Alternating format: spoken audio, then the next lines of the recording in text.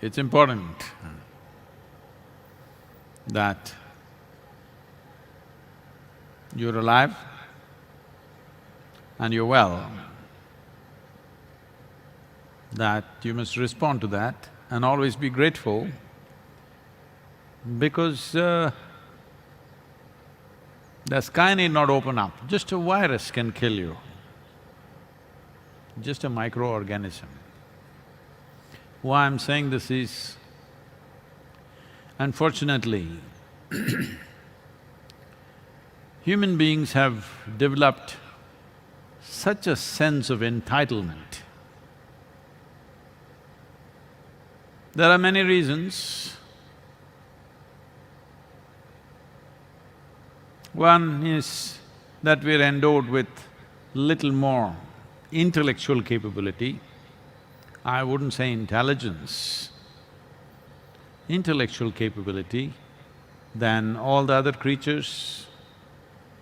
We have technologies which give us enormous prowess.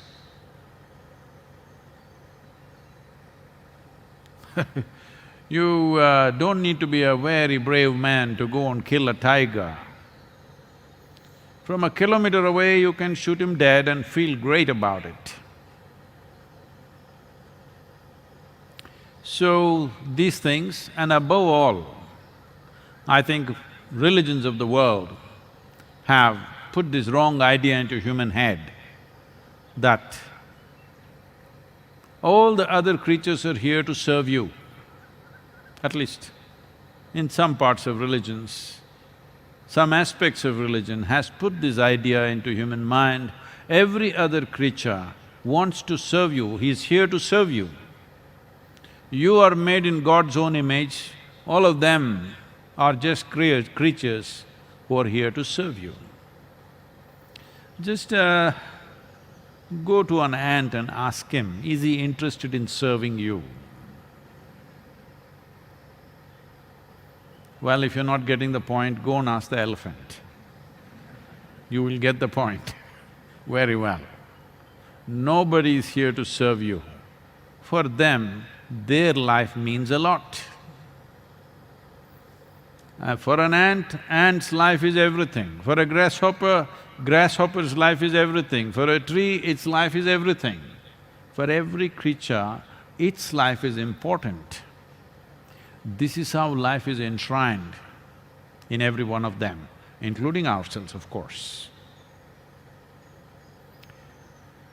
Well, the nature of life is such, if one has to live, another has to die.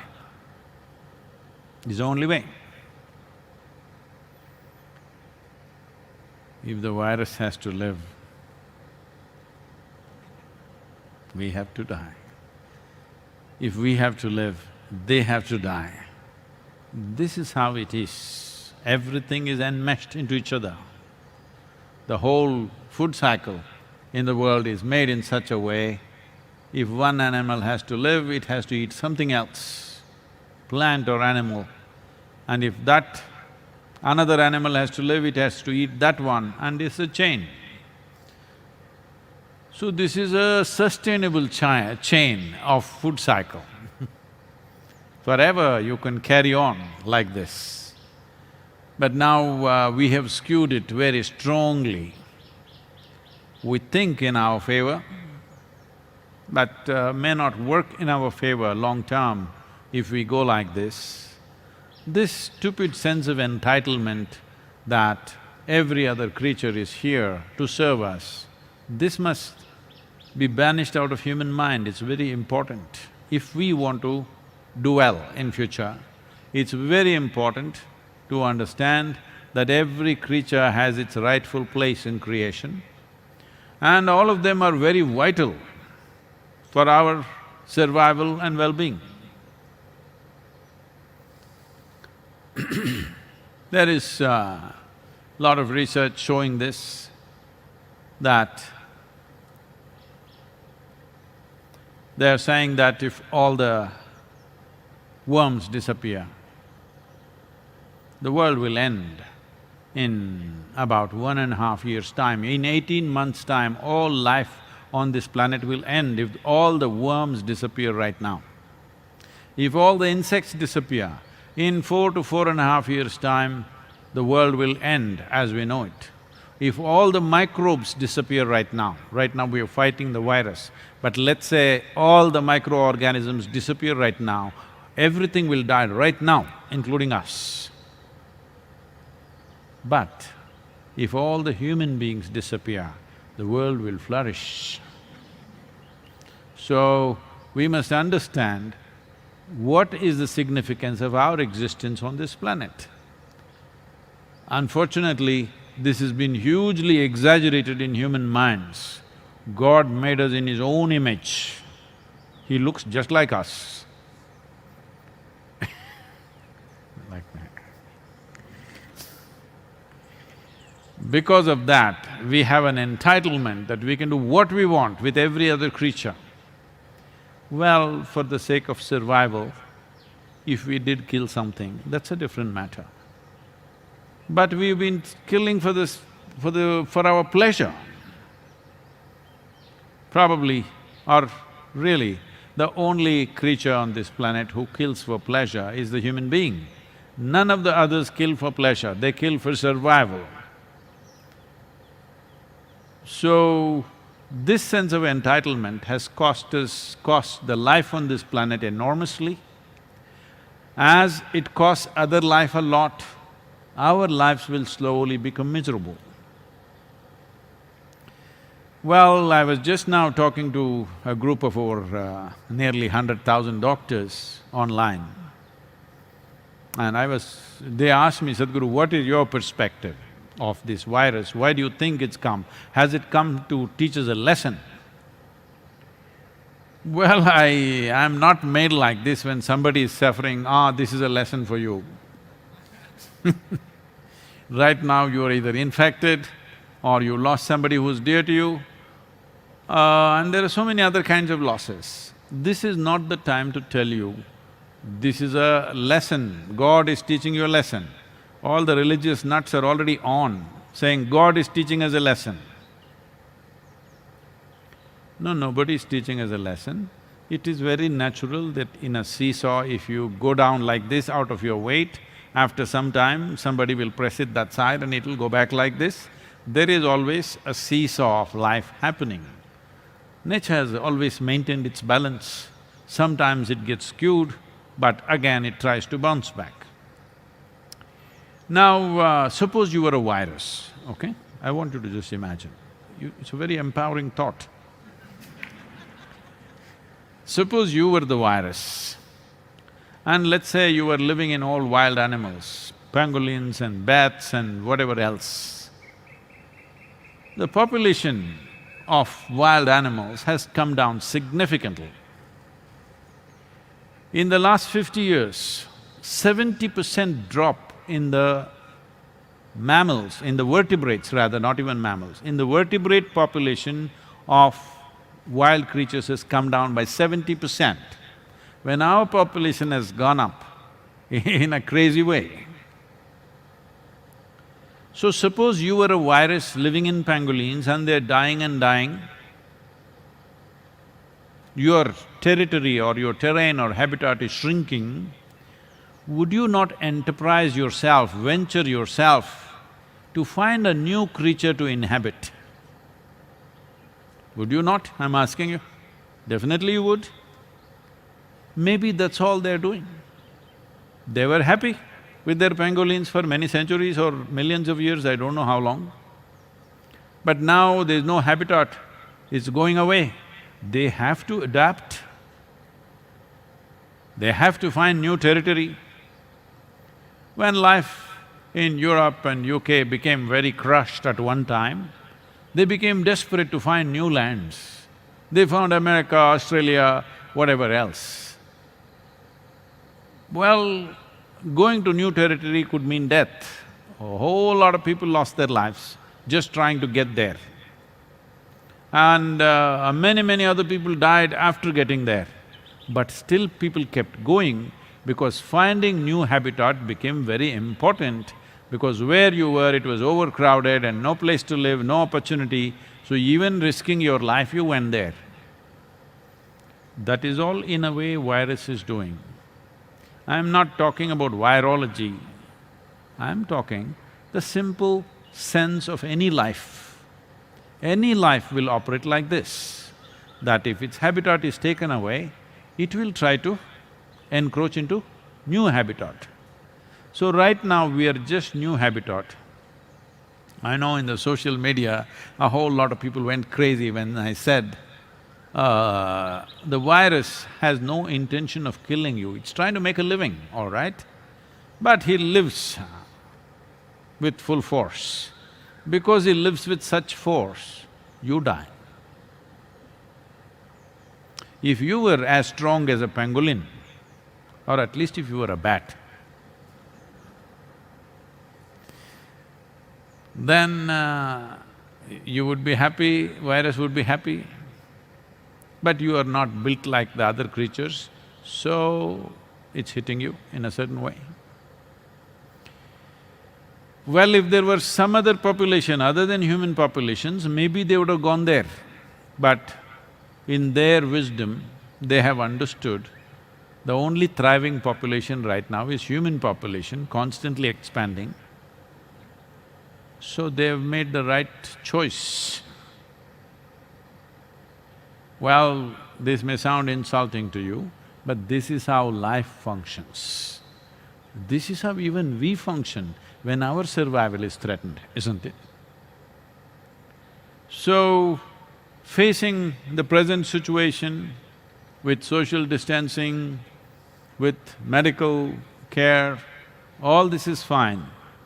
But long-term existence on this planet, we have to come to terms with this, that this planet was made for all the creatures, all the life, and they were here before us, and they will be here after us.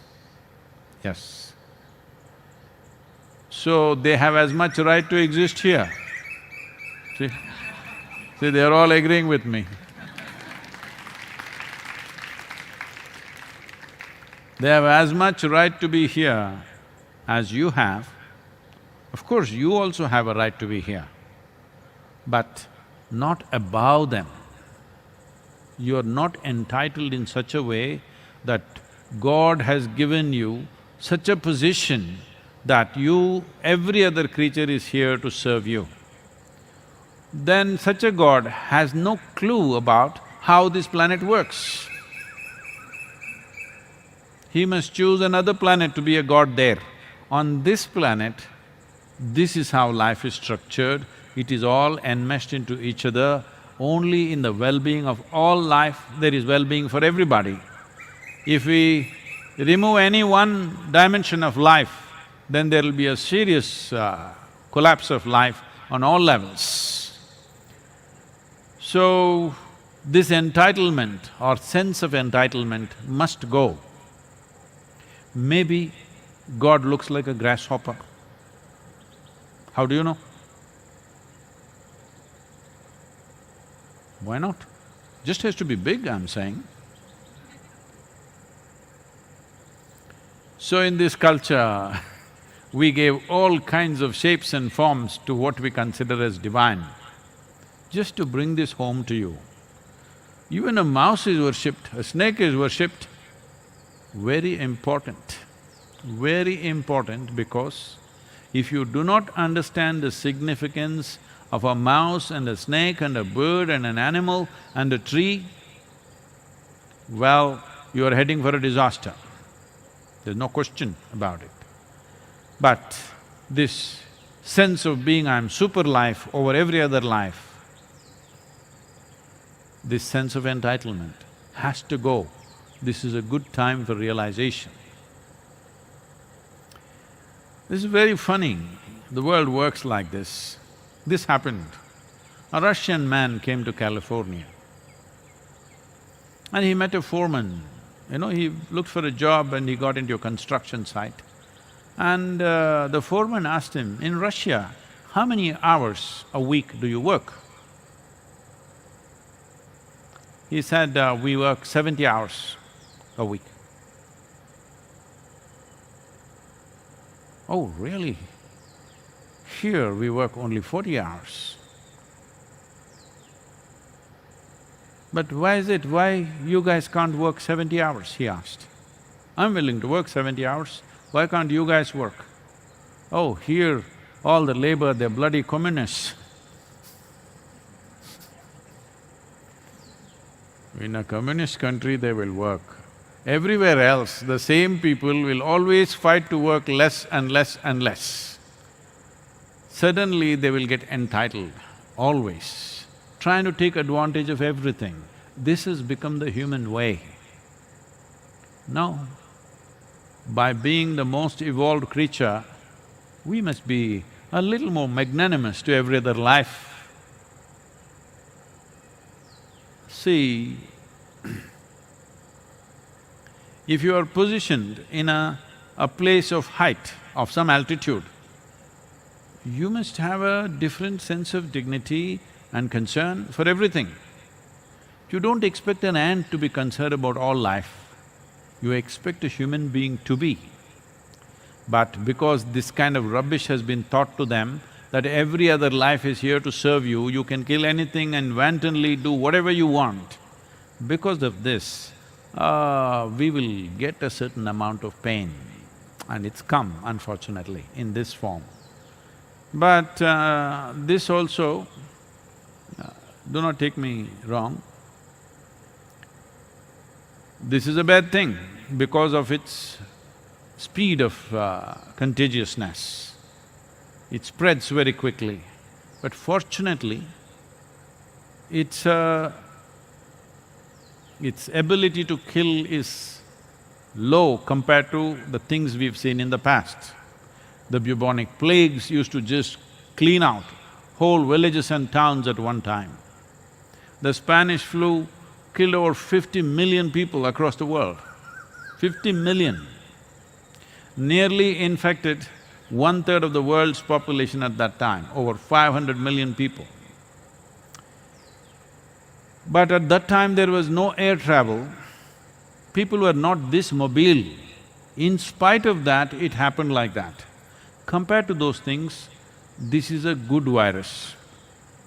I know I'm going to be in a lot of trouble calling the virus a good virus. Compared to the virulence of those things, this is a mild one. But it spreads quickly. But the advantage is, we are the carriers. If we want, we can stop it. If something else was the carrier, if the ants were carrying it, if the mice were carrying it, if the birds were carrying it, you couldn't stop them. But we are the carriers, so we can stop them. But the human beings are in such a state of confusion, slowly they're getting a little more organized. Fortunately, in India, both the citizenship, the administration and the medical fraternity is responding in a fantastic manner, except a few idiots who are there. Most of the population, medical fraternity and administration, the political leadership, everybody, boom. I think if we have to rate nations in terms of response, in a democratic nation where you cannot use too much force, I think we've done the best in the world right now.